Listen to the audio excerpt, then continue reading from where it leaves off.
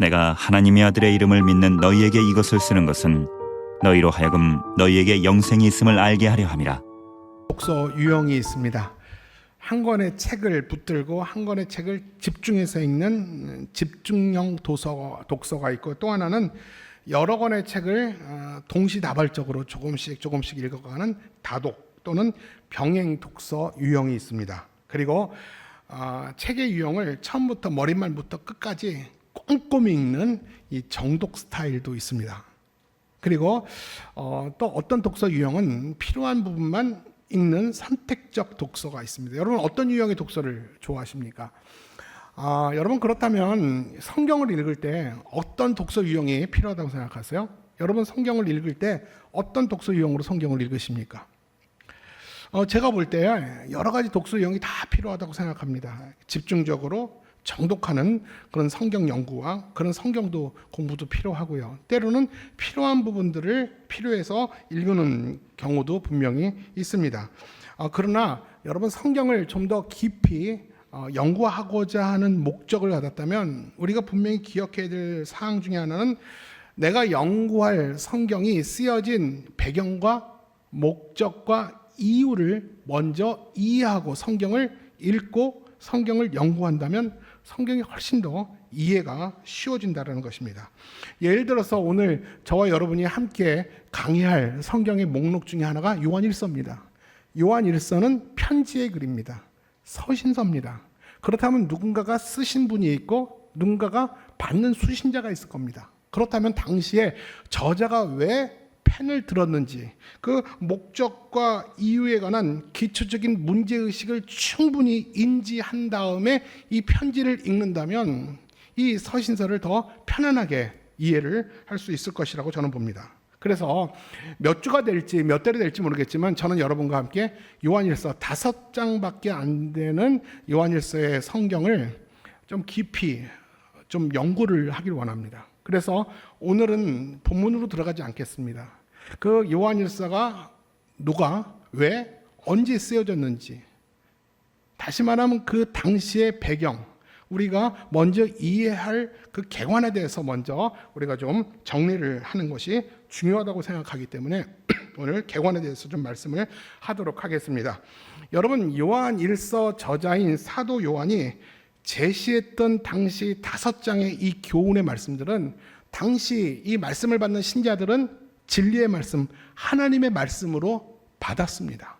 마찬가지로 오늘 이 시대를 살아가는 저와 여러분들은 오늘 성경에 기록된 하나님의 말씀을 우리가 들어야 될 하나님의 음성으로, 우리가 듣고 행하고 깨달아야 될 하나님의 살아계신 말씀으로 저와 여러분은 듣고 받아야 될 줄도 믿습니다.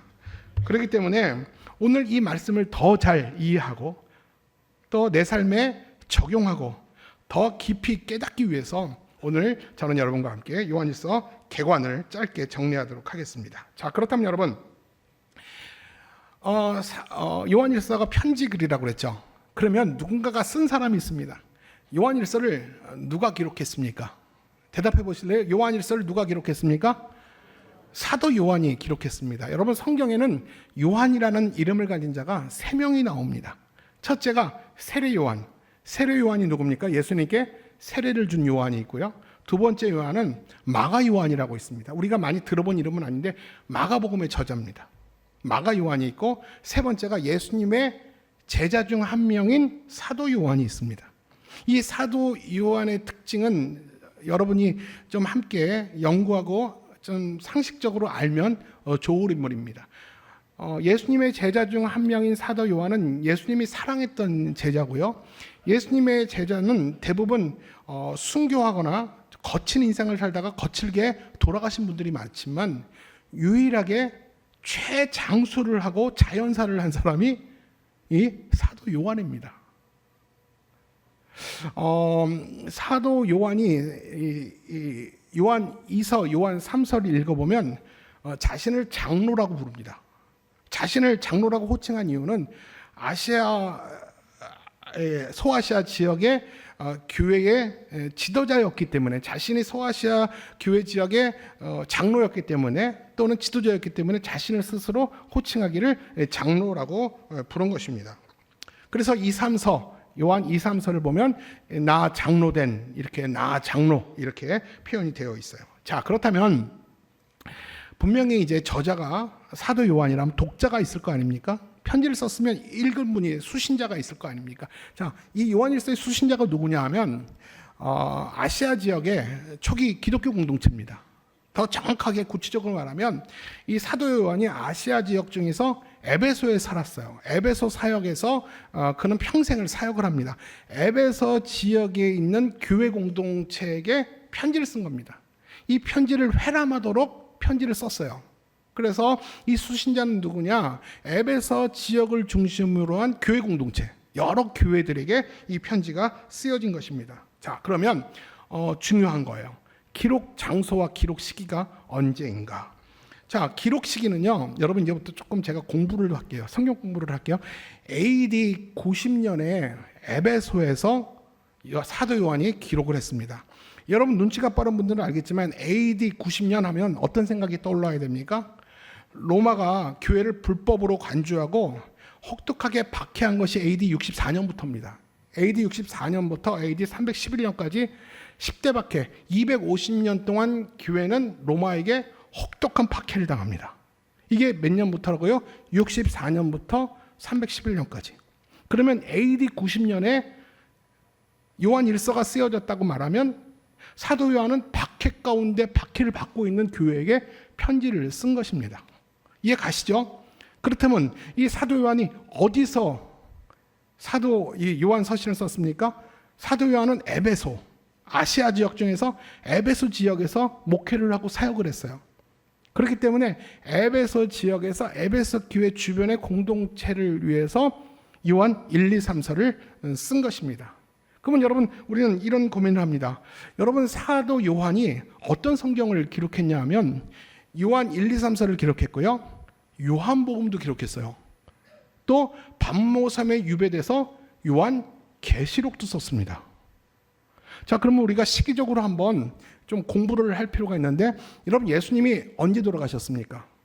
예수님이 이 땅에 오심으로 역사적인 BC와 AD, 비포 크라이스트 아노 도미니, 그래서 예수님이 태어난 것을 기점으로 AD가 시작됐잖아요. 여러분 예수님이 33년을 사셨기 때문에 예수님의 죽음을 AD 33으로 보면 안 됩니다. 정확하게 예수님의 죽음은 AD 30이에요. 그러면 AD 30년에 예수님이 돌아가셨고 요한 일서가 AD 90년에 쓰여졌다면 예수님이 돌아가시고 난 60년 이후에 요한 일서가 쓰여진 거예요. 자, 그러면 요한복음을 사도 요한이 또 언제 기록했는가? 여러분 AD 보통 한 50년쯤에 마태, 마가, 누가복음이 쓰여졌어요.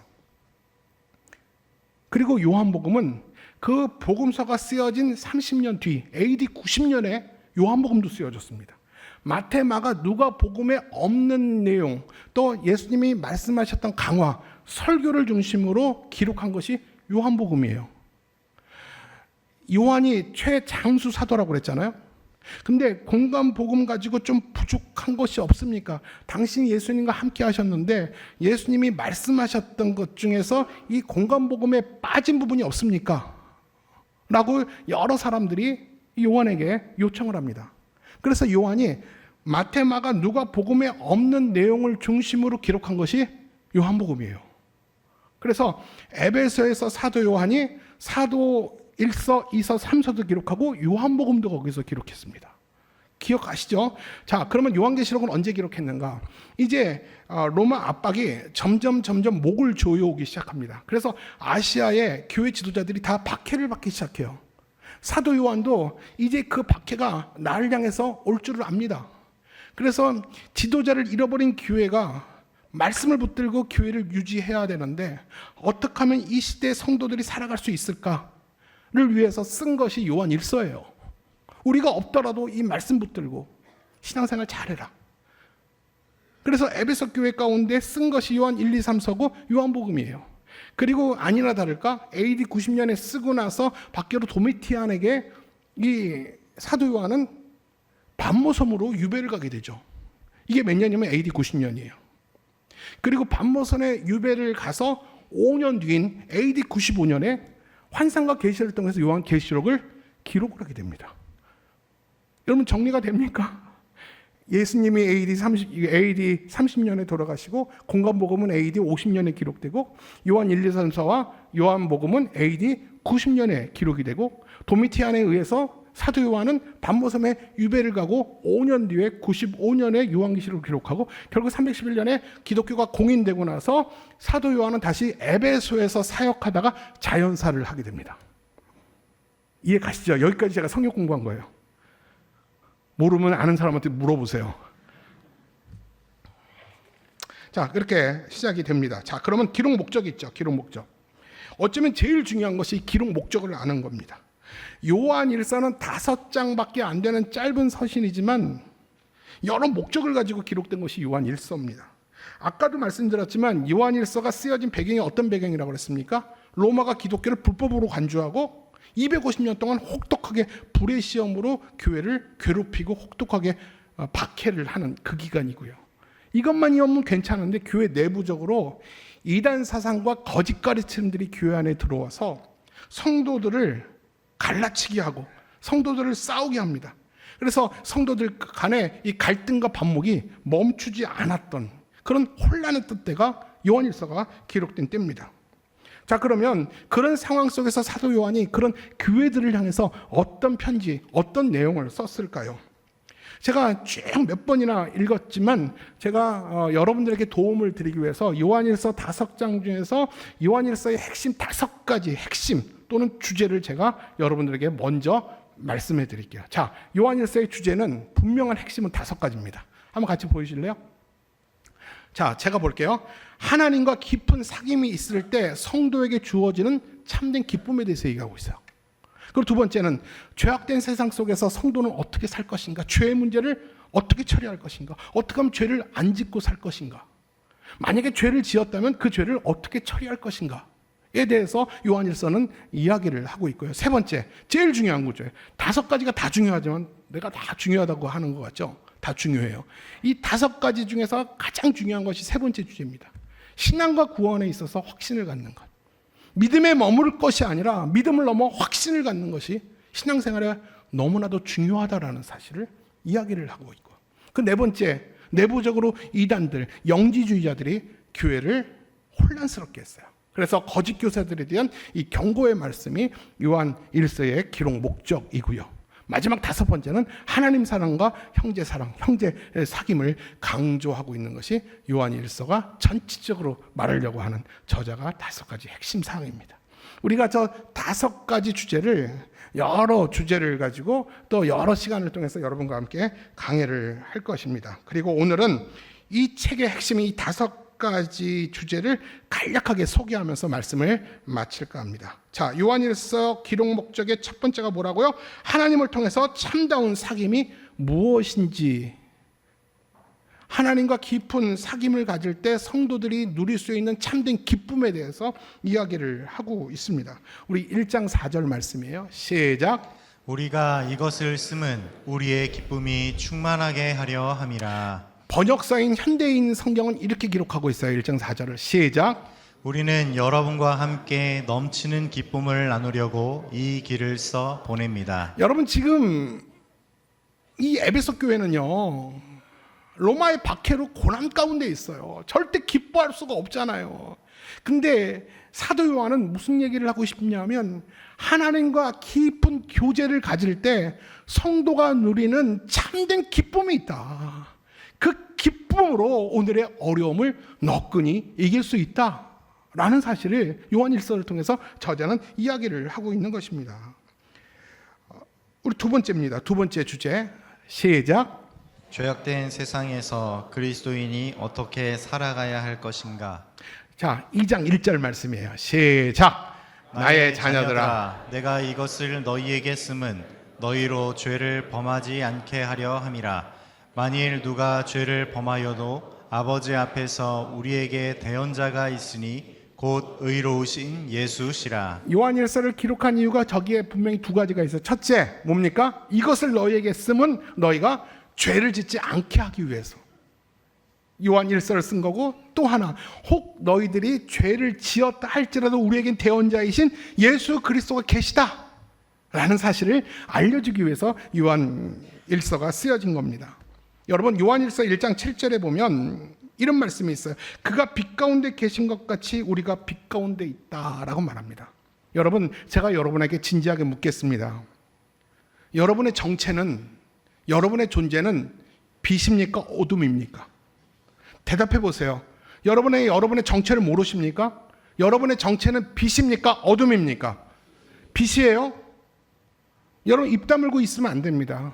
여러분 교회를 다니고 예수를 믿는다 할지라도 내가 누군지 모르면 아무 의미 없어요.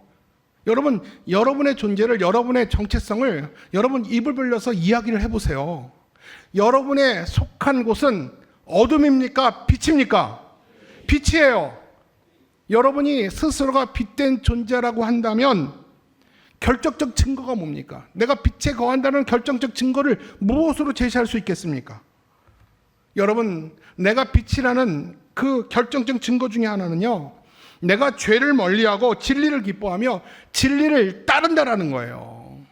내 안에 내적 갈망이, 오늘도 내 마음의 소원과 기대가 죄를 멀리하고 오늘도 진리를 듣기를 기뻐하며 진리를 따르고 진리대로 사는 것을 내가 기뻐하고 있다면 여러분은 오늘도 빛 가운데 있는 거예요. 다른 말로 표현해 볼까요? 여러분 안에 믿음이 시작되었습니까? 여러분 믿음의 사람입니까? 여러분 교회 나왔다고 믿음의 사람이라고 착각하지 마세요. 믿음이 없어도 얼마든지 교회 나올 수 있어요. 믿음이 없어도 얼마든지 목사가 될 수 있어요. 믿음이 없어도 얼마든지 장로, 권사, 직분 다 감당할 수 있어요. 여러분 내 안에 믿음이 있다라는 결정적 증거가 뭔지 아세요? 뭐가 있을까요? 내 안에 믿음이 생겨서 하나님과 가까이 가면 하나님은 거룩이기 때문에 내 안에 있는 죄가 드러나게 되어 있어요. 예전에 몰랐던 죄가 하나님을 가까이 하면서 믿음이 생기면서 나타나는 현상이 뭐냐면 죄가 드러나요. 그러면서 죄에서 떠나고자 하는 열망이 내 안에 생깁니다. 여러분 이것이 내 안에 믿음이 시작됐다는 증거예요. 내가 여전히 빛 가운데 있지고 내가 믿음이 있다 하지만 여전히 내가 죄를 품고 죄를 사랑하고 진리를 배타하고 진리를 따르기를 기뻐하지 않고 그 어둠 속에서 죄 가운데서 죄 짓는 것을 내가 낙으로 삼고 그것이 내게 기쁨이 되고 이것이 내게 쾌락이 된다면 여러분 빛 가운데 있는 존재들이 아니에요. 어둠 속에 있는 존재예요. 성경은 분명히 말씀합니다. 그가 빛 가운데 계신 것 같이 우리가 빛 가운데 있다. 오늘 요한 일서를 쓴 목적이 뭐냐면 죄를 짓지 않게 하기 위해서. 빛 가운데 있는 존재는 죄를 지으면 안 된다라는 거예요. 혹 죄를 지었다 할지라도 우리 2장 1절 볼까요? 2장 1절. 자, 제가 중간부터 읽을게요.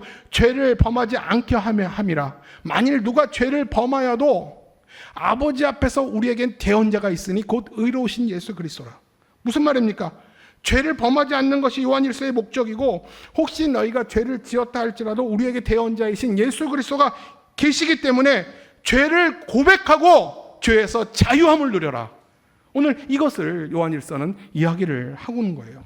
바로 이 이야기를 알려주려고 요한일서가 기록됐다는 것입니다. 세 번째예요. 세 번째는 뭐냐면 어쩌면 요한일서에서 가장 중요한 핵심인데 신앙과 구원에 있어서 확신을 갖는 게 왜 중요한지. 여러분 믿음을 갖는 게 아니에요. 믿음을 넘어서 확신을 갖는 것이 신앙생활에 얼마나 중요한지 아십니까? 다시 말하면 저자는 영생을 얻었음을 확신하라는 거예요. 우리 5장 13절이죠. 시작. 내가 하나님의 아들의 이름을 믿는 너희에게 이것을 쓰는 것은 너희로 하여금 너희에게 영생이 있음을 알게 하려 함이라. 저자는 성도들이 자신이 가진 믿음에 대해서 더 이상 의심하지 말고 확신해라. 여러분이 가진 믿음에 대해서 자주 의심하잖아요. 오늘 요한일서가 기록한 목적은 뭐냐면 너희가 가진 믿음에 대해서 의심하지 말고 확신해라. 아멘. 여러분 믿음에 대해서 확신합니까? 그리고 예수를 믿음으로 영생을 얻었다면 의심하지 말고 확신에 거하라. 이 사실을 알려주기 위해서 요한일서가 기록됐다는 겁니다. 네 번째예요. 같이 읽어볼까요? 시작. 거짓 교사들에 대한 경고의 말씀. 2장 26절 말씀이에요. 시작. 너희를 미혹하는 자들에 관하여 내가 이것을 너희에게 썼노라. 아까도 말했지만 당시 초기 기독교는 로마로부터 박해를 받았고 내부적으로 이단으로 말미암아 내후 외환을 경험하고 있었어요. 여러분, 그러나 분명히 기억하십시오. 교회가 외부적으로 아무리 박해를 받고 쓰나미가 불어도요, 교회가 내부적으로 하나로 딱 결속하면 누구도, 사탄도 교회를 흔들 길이 없습니다. 근데 사도 요한이 이 에베소 지역의 교회를 가지고 정말 우려하는 게 뭐냐면, 로마의 박해를 두려워하지 않았어요. 초기 기독교는 로마가 박해하면 박해할수록 역설적으로 교회는 더 단단해졌어요. 진짜 공동체를 무너뜨리는 것은 외부의 적이 아닌 거 알죠? 내부의 적이에요. 정말 교회를 흔들고 교회의 근간을, 뿌리를 흔드는 건 누구냐 하면 교회 안에 조용히 들어온 이단 교사들, 잘못된 가르침들, 이게 조용히 들어와서 성도들을 분탕질을 하는 거예요. 진리를 떠나게 하는 거예요. 진리 같은데 끝이 진리가 아니에요. 여러분, 이단이라고 하죠. 이단의 뜻이 뭡니까? 다르리의 끝잔다예요. 99%는 진리예요. 마지막 1%에서 진리를 벗어나면 그것은 이단이에요.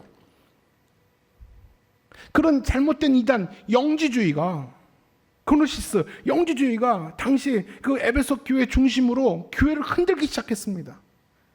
그래서 교회는 내부적으로 싸우고 갈등하고 배타적이고 이기적으로 서로 사랑함이 없었어요. 그것이 당시 초대 교회의 모습이었어요. 그래서 오늘 사도 요한은요, 이단 사상들과 거짓 교사들을 강력하게 규탄합니다. 나가라! 여기에 있지 마라. 그리고 성도들에게는요, 진리를 분별하라. AD 52년에 사도 바울이 2차 전도여행 때 에베소 교회를 세웠거든요. 그때 바울이 전했던 피 묻은 그리스도의 복음을 기억해라. 그때 너희들에게 들었던, 너희들이 결단했던 그 복음에서 타협하지 마라. 그 복음이 너희를 살리는 말씀입니다. 이 복음 외에 다른 복음을 듣지 마라. 유사 복음을 듣지 마라. 인문학적인 그 복음을 듣지 마라. 투박하지만 그리스도의 피가 묻은 너희가 처음 들었던 복음에서 너희들은 떠나지 마라. 거짓 교사들을 조심해라.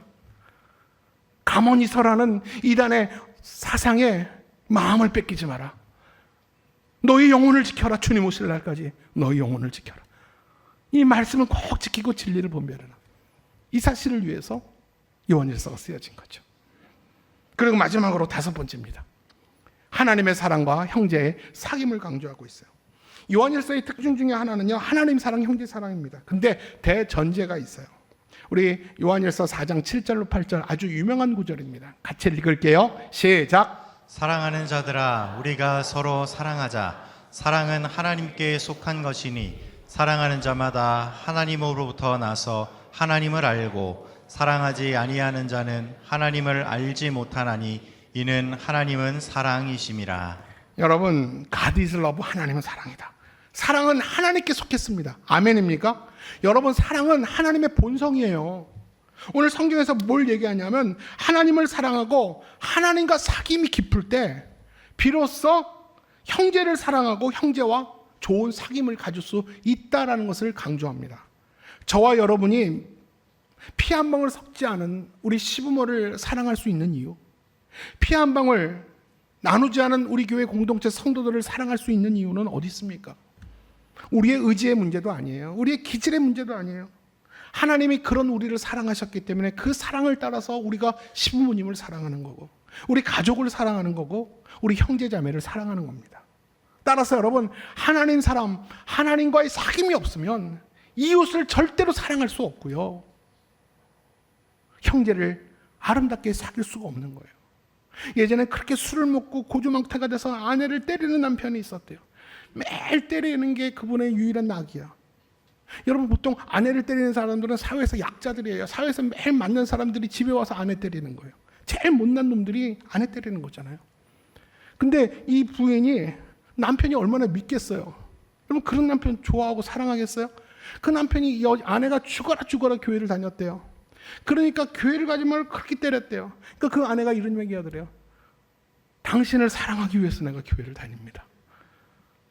내가 교회를 안 다니면 난 당신을 진짜 죽이고 싶은데, 내가 교회를 가서 하나님의 사랑 때문에 내가 당신을 사랑하고 오늘도 내가 여기 있는 것입니다.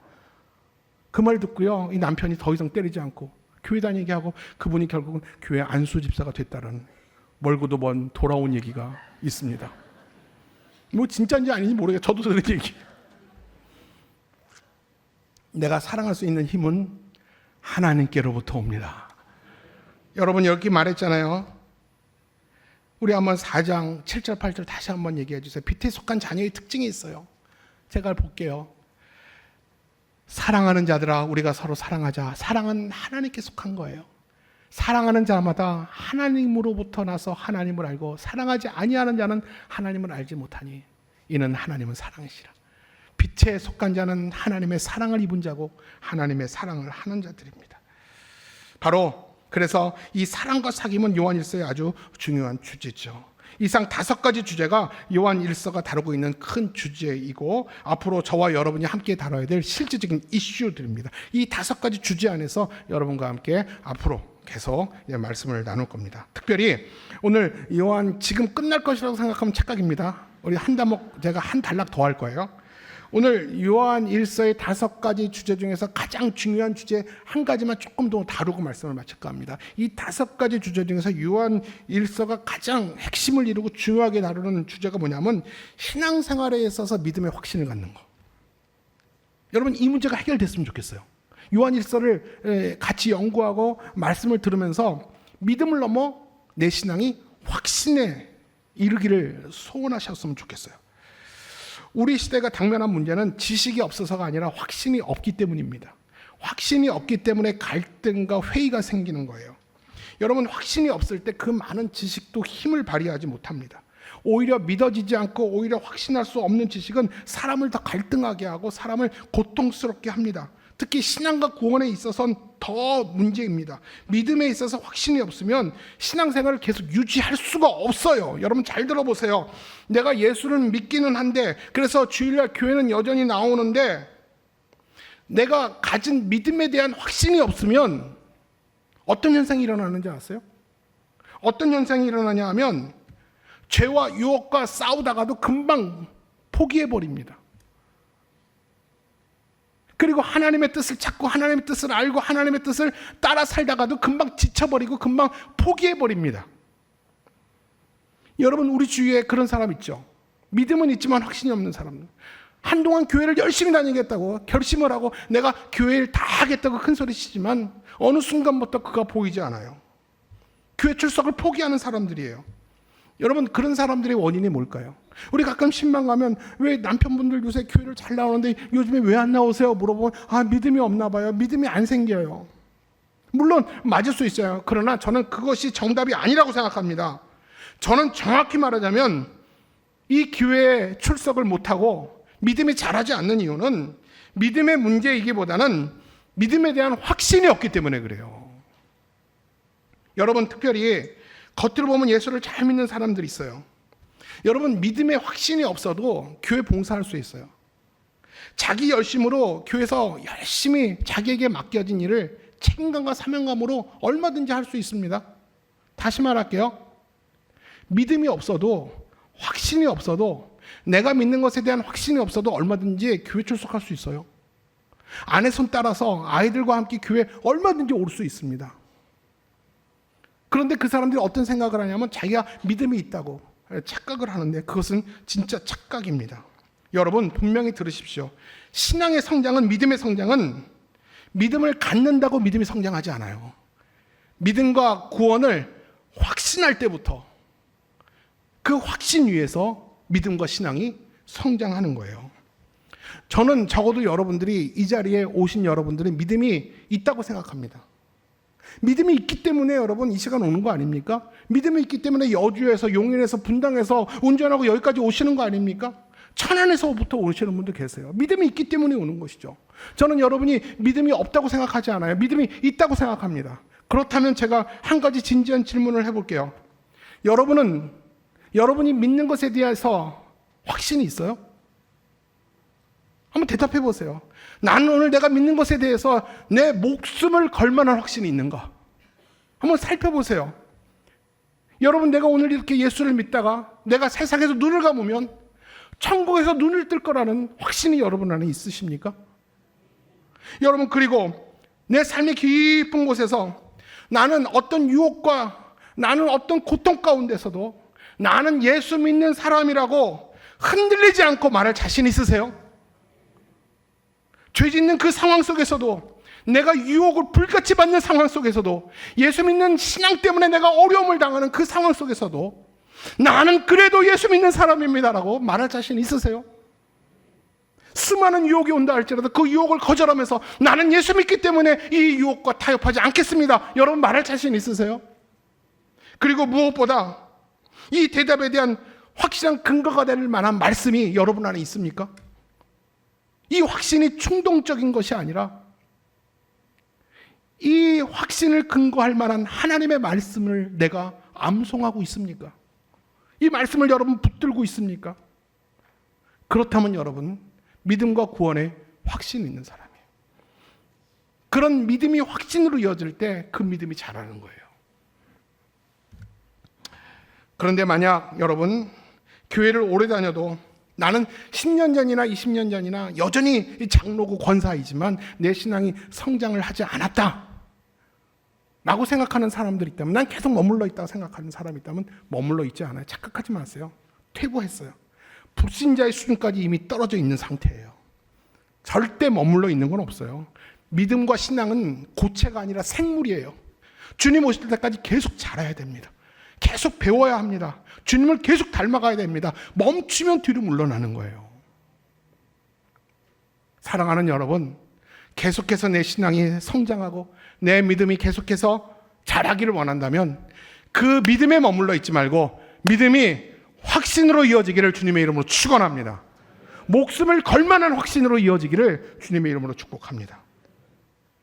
말씀을 정리합니다. 요한 1서의 가장 특징적인 핵심 중에 하나가 확신과 사랑이에요. 여러분 부디 바라옵기는 이번 요한 1서의 강해를 통해서 하나님과의 바른 관계가 정립되었으면 좋겠어요. 신앙의 믿음의 확신과 그분의 사랑이 여러분 삶의 중심에 깊이 뿌리를 내림으로 그 뿌리에서 하나님의 진액을 먹고 삶에서 기쁨이 회복되길 바랍니다. 주님과 사귐으로 주님이 주시는 기쁨이 여러분 오늘 당하는 모든 삶의 현실의 어려움들을 넉넉히 이길 수 있기를 바랍니다. 제가 한 예화를 들고 말씀을 마칠게요. 한 마을에는 험한 길을 다니며 사람들을 실어 나르는 오래된 수레가 있었어요. 이 수레는 울퉁불퉁한, 지금처럼 비가 많이 와서 진흙이 되면 이 수레가 구르지를 못하는 거예요. 그래서 많은 마을 사람들이 이렇게 비가 오면 한번 도시에 나가려면, 한번 장인을 보려고 마을로 나가려면 굉장한 어려움을 겪게 됩니다. 근데 어느 날 이 나라에서 이 길을 아스팔트를 깔아줬어요. 그러다 보니까 그렇게 구르지 않았던 그 수레가 아주 시원하게 싱싱하게 이 아스팔트 위를 다니게 됩니다. 그러면 사람들이 불편을 겪지 않게 되는 거죠. 제가 이 이야기를 어디서 들은지 모르겠지만 이 예화가 생각이 납니다. 여러분, 저는 요한일서 이 말씀이 여러분의 믿음을 확신과 기쁨으로 인도하는 잘 닦인 도로가 되었으면 좋겠습니다. 지금까지는 갈팡질팡 내 신앙이 성장이 없고 늘 회의 속에서 갈등 속에서 마음에 기쁨도 없고 기대도 없고 소망도 없고 감사를 잃어버린, 식어버린 여러분의 심령과 재단 가운데 다시 한번 내 삶에서 한 번도 경험해보지 못한 영적 기쁨이 치밀어 올랐으면 좋겠어요. 이것이 바로 요한 1서가 여러분에게 주는 유익이 되기를 주님의 이름으로 축복합니다. 모쪼록 요한 1서를 통해서 만나는 진리를 우리가 깨닫고 진리의 말씀과 함께 계속해서 산책해 나갈 때 우리의 삶은 이전보다 훨씬 더 순조롭고 안정적인 영적인 삶을 살아가게 될 줄로 믿습니다. 그러기 위해서 제가 여러분들에게 숙제를 좀 드리고 말씀을 마칠까 합니다. 제가 오랜만에 와서 여러분에게 숙제를 좀 드릴게요. 여러분, 요한일서는 5장이에요. 여러분 딱 10번만 읽으십시오. 여러분 유튜브 보면서 시간 보내는 분들 계시죠? 특히 어르신들 이 정치 유튜브 좀 그만 보세요. 정치 유튜브 볼 시간에 요한일서 10번 들으세요. 유튜브로 말씀 들으세요. 운동할 때 유튜브 말씀 들으시고, 운전할 때 여러분 유튜브로 또는 이 말씀으로 10번 요한일서 들으십시오. 이 5가지 핵심 요소를 머릿속에 기억하고 써놓고 이 요한일서를 10번 읽는다면 주님께서 우리 인생 가운데 놀라운 일들을 해내주실 줄로 믿습니다. 여러분 한번 기대해 보세요. 한 번도 경험하지 못한 영적인 기쁨이 치밀어 오르는 그 마음을 느낄 거고요. 무엇보다 내가 가진 믿음이 확신에 이르는 그런 자신감도 생기게 될 줄 믿습니다. 여러분과 함께 잘 닦인 요한일서의 고속도로를 통해서 여러분과 제가 영적 기쁨이 충만하기를 주님의 이름으로 축원합니다. 기도하겠습니다.